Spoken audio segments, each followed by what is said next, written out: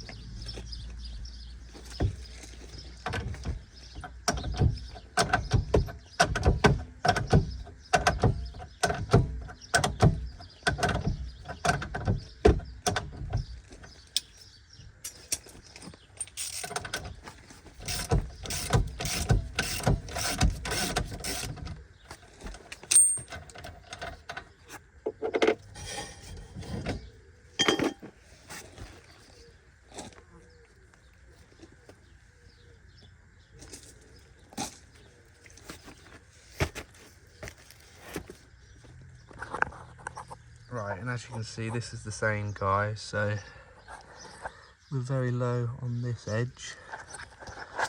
If we have a look round here, it's very low. So what we'll do is I say measure it properly, make sure we've got the minimum requirement there. And yeah, let's do that. If that's all okay and still within the limits, then obviously we can advise that they're changed, but chances are how often the caravan's used, it'll probably go another year. But yeah, we'll measure it up, make sure there's still plenty of meat left on them. If there is, then obviously we'll just advise that they're getting low and clean it all up like we would normally. But yeah, let's go measure them. Right guys, so I've measured these and there's about 4 mil left right at the bottom there, so it is still within. They are getting very low, but how often the customer uses the caravan, I think it'll be good for another year. I'll have a word with him, just make sure he doesn't want them changed. But yes, we'll get these cleaned up now, get all this dust taken off, get them cleaned up, get all this greased up, and yeah, get them put back together.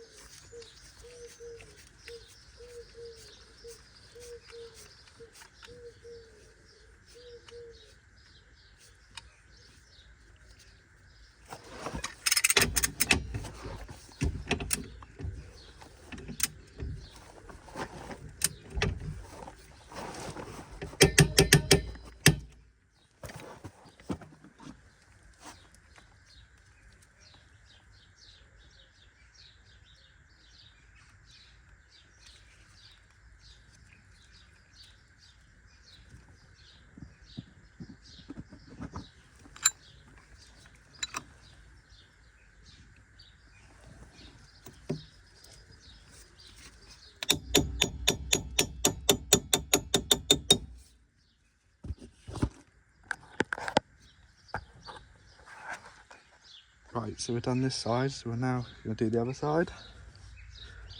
So we'll take all our tools around there and get that side done.